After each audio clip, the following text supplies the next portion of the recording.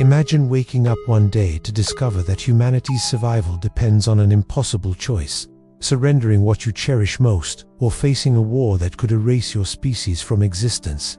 It sounds like the plot of a film, does it not? Yet, this is precisely the challenge faced by Sarah Kane, an Earth diplomat. Today, we embark on an epic science fiction journey that will compel you to question how far you would go to save the world. So, prepare a snack, make yourself comfortable, and join me for the stellar Pact saga that begins with a signal, culminates in war, and transforms everything in its path. The story begins in 2275, in Jupiter's orbit, where Sarah Kane serves as the chief negotiator for the human coalition. She is a resilient woman with a compassionate heart, a veteran of wars, betrayals, and personal loss. Sarah believes in diplomacy, convinced that words can resolve conflicts that weapons only exacerbate. However, when an alien fleet suddenly appears in the solar system, she realizes this mission is unlike any other. The aliens, known as the Elythians, are tall, with crystalline skin and eyes that seem to see through one's soul. They come not to fight, at least, not initially, but with an offer. And it is no ordinary offer. The Elythians declare that humanity teeters on the edge of extinction. A cosmic threat, which they call the Collapse, looms near, and only they possess the technology to save Earth. But there is a cost, one that chills Sarah to the core. They demand thousands of humanity's brightest children. They call it a cultural exchange. But Sarah senses something amiss. Why would such an advanced race need human children? And what exactly is this collapse? Sarah has 72 hours to respond, or the Elythians vow to demonstrate their technology's power in the most devastating way possible. Have you ever pondered what you would do in such a situation? Surrender your species' future, or risk everything for a principle? Sarah is about to discover that some choices have no right answer. In the command room of the orbital station, Sarah gazes at the Elythian fleet gleaming against the void of space. She knows she cannot make this decision alone.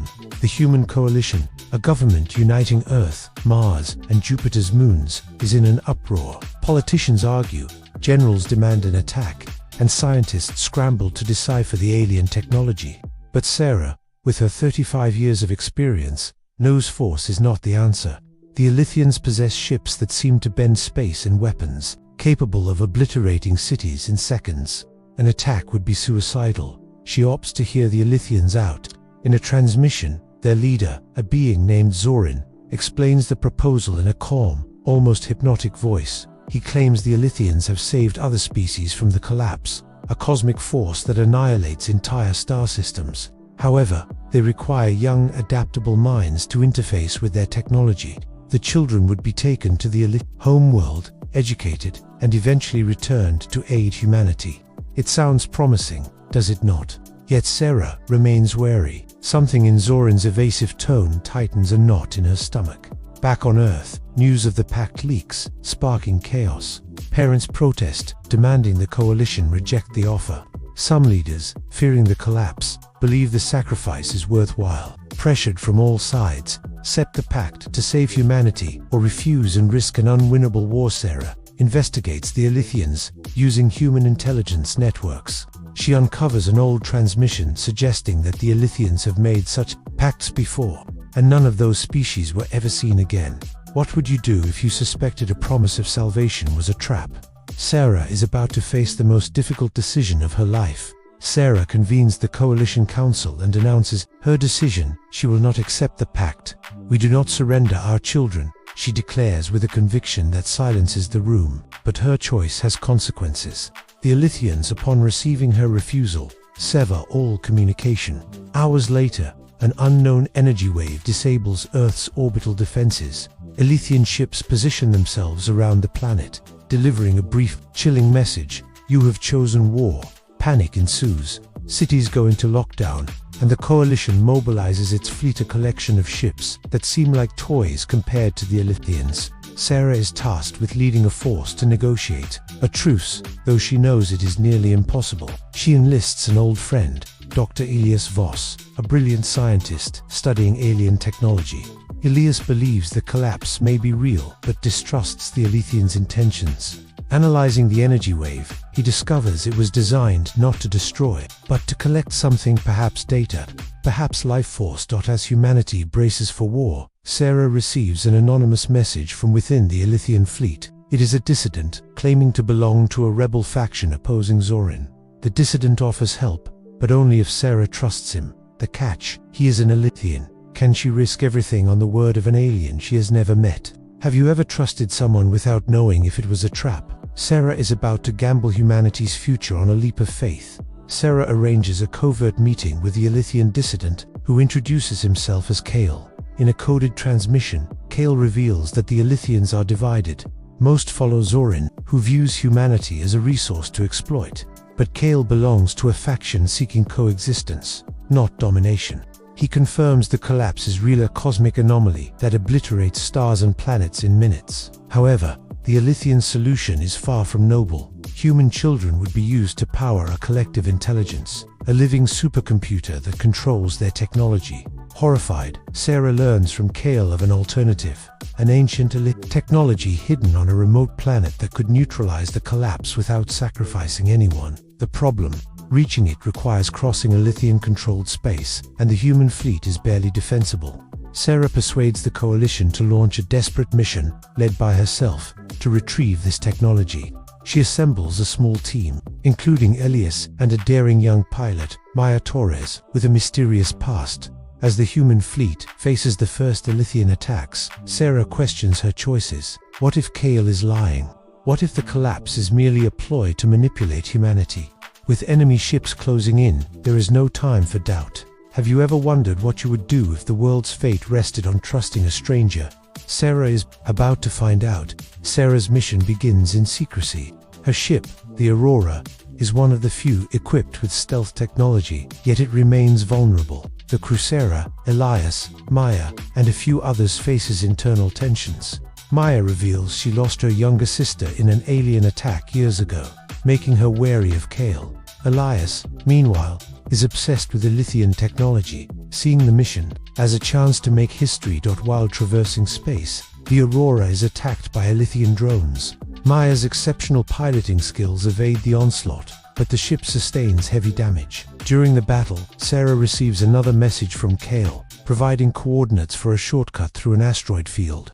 It is risky, but it could save weeks of travel. Against Maya's advice, Sarah trusts Kale, and the Aurora enters the field. They discover a graveyard of ships not human, but from other species the Elythians encountered. Elias learns these species accepted the pact and vanished. This fuels Sarah's doubts, but also suggests Kale may be truthful about the collapse. Could the Elythians be a desperate species fighting for survival? Have you ever faced a situation where every choice seems to lead to disaster? Sarah is navigating a literal minefield. After weeks of travel, the Aurora reaches Kale's designated planet, Erinda, desolate world, covered in ancient Elythian ruins. Sarah's team explores an underground temple filled with seemingly living technology. Elias is captivated, but Maya grows increasingly suspicious, confronting Sarah about risking everything on an unseen alien. Inside the temple, they find the promised technology, a device called the Stellar Core, capable of manipulating cosmic energy to neutralize the collapse. Activating it requires a sacrifice. Someone must connect directly to the core, risking their mind. Sarah volunteers, but Elias insists he understands the technology better. Before they can decide, the temple is attacked by Zorin's loyal forces, who tracked the Aurora. The battle is fierce. Maya pilots a ground vehicle to defend the temple's entrance, while Sarah and Elias attempt to activate the core. During the fight, Sarah receives a final message from Kale. He is en route to assist, but may not arrive in time. Can she hold off Zorin's forces?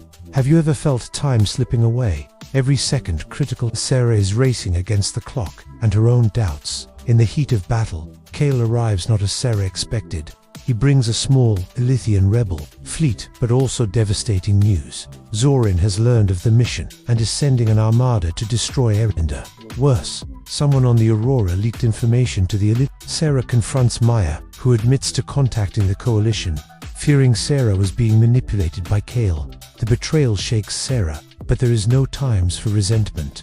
With Kale's help, they activate the stellar core, but Zorin's orbital attack interrupts the process. Elias sacrifices himself, connecting to the core to complete its activation, but it can only be used once. Sarah must choose: use the core to save Erinda, or take it to Earth to stop the collapse. As the battle rages, Sarah and Kale form an uneasy alliance, fighting Zorin's forces side by side.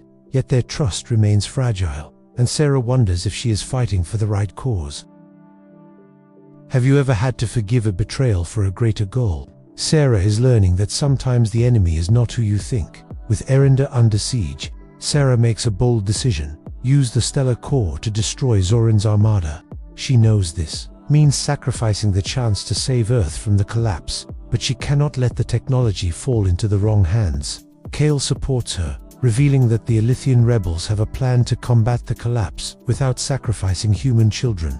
The core is activated, obliterating Zorin's fleet with a wave of energy, but at a steep cost. Elias, connected to the device, loses consciousness, and the temple begins to collapse. Sarah and Maya work together to escape, while Kale leads the rebels in a final stand. Along the way, Sarah learns Maya acted out of fear, but also loyalty to humanity. They reconcile, united by a greater purpose. Upon escaping, Sarah receives a coalition transmission. The collapse is approaching faster than anticipated. Without the core, humanity must find another solution quickly. Have you ever had to relinquish something precious to save what matters most? Sarah is beginning to understand the true cost of leadership.